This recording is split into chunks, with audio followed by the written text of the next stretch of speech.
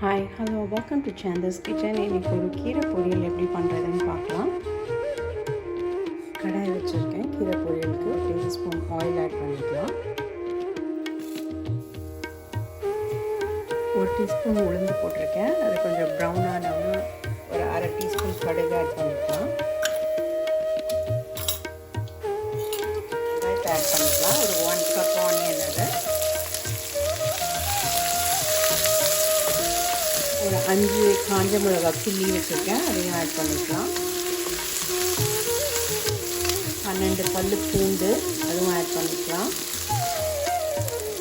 இந்த ஆனியன் லேஸாக வதங்கினப்போ இந்த கீரையை ஆட் பண்ணிக்கலாம். நம்ம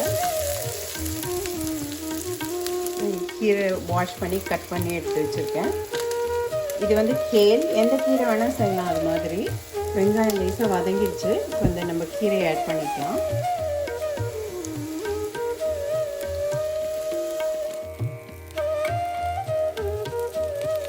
சால்ட் ஆட் பண்ணிக்கோங்க.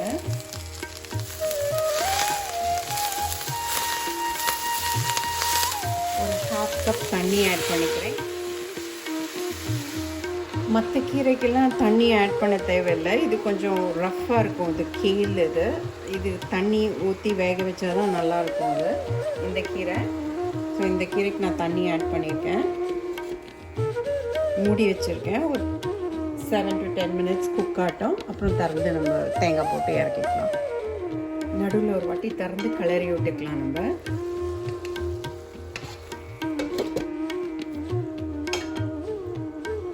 இன்னொரு 5 மினிட்ஸ் இருக்கட்டும். மாதிரி கொஞ்சம் டஃப்பான கீரை இது கேல. ஸோ இன்னும் கொஞ்சம் வேகட்டும். 5 நிமிஷம் ஆயிடுச்சு. நல்லா குக் ஆகிட்டு இருக்கும்.